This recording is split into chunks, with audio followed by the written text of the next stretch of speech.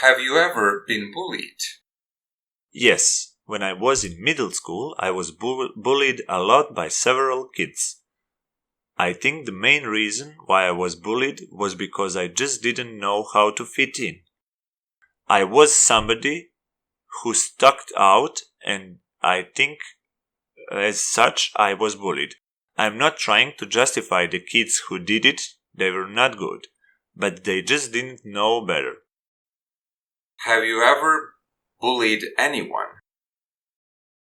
When I was in first grade, I bullied one kid, but I didn't know that I was bullying him. It was the smallest kid in our grade and everybody used to pick on him. I didn't know anything better and I just joined in. Then his mother came to the school and talked to me and the others who gave him a hard time, so it stopped. Have you ever protected anybody from bullying? No, I was never brave enough to stand up for somebody else. There was a kid in my school that I didn't like that much, but he was bullied by two other kids in a really unpleasant manner. None of us liked what we were seeing, but nobody was going to step up for him. Who were the bullies in your school? Well, in my elementary school and in my high school, there were not many bullies. But when I was in middle school, there were several kids who bullied others. There was nothing special about any of them. But what I mean by that is that they didn't have any circumstances that made them bully others. They all came from different backgrounds. It's a bit interesting when you think about it. How did your school handle bullying? Well, if somebody reported bullying, they would invite a bully to principal office so that they could talk to him and discuss what was happening. They would try to make him or her see reason so that the bad behavior would stop. This approach worked wonders.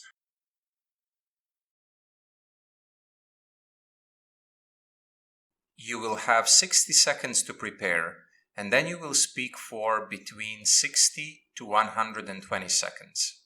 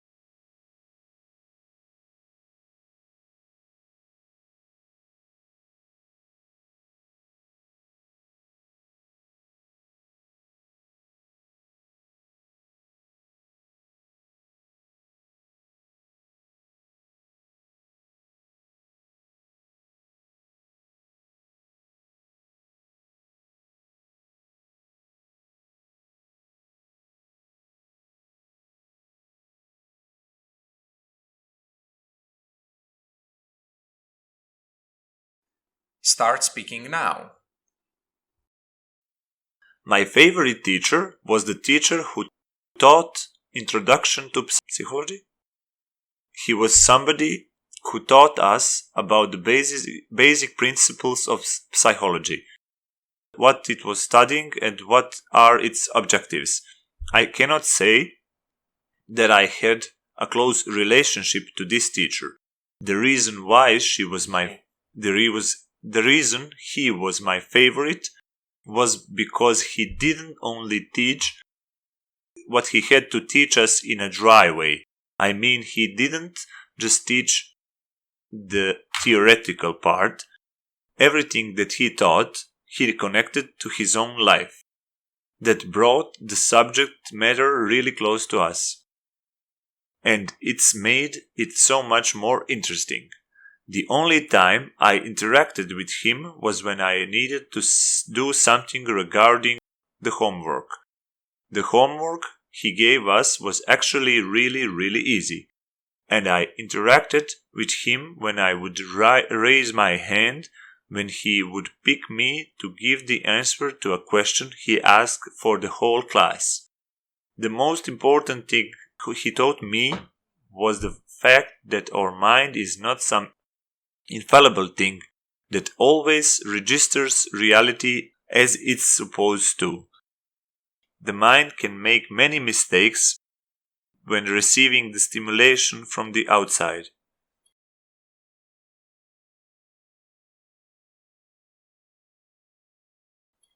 Do teachers get as much respect as they deserve?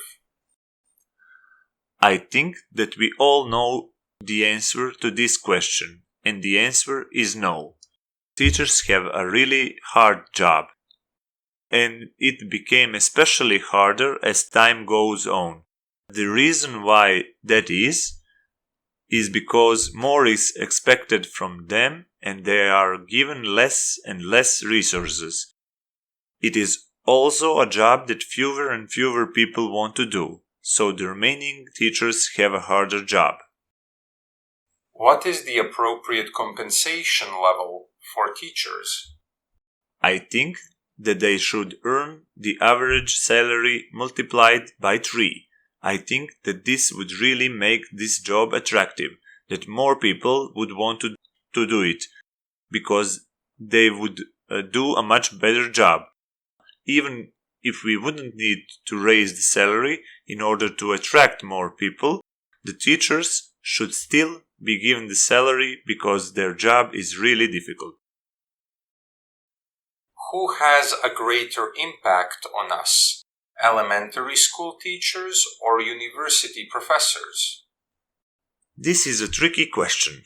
I think that the university professors have more of an impact on us because they have to teach us more and they need to make us aware of more things.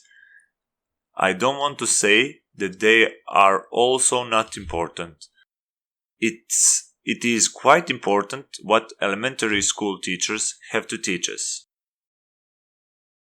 What do you think is the best student to teacher ratio in the classroom?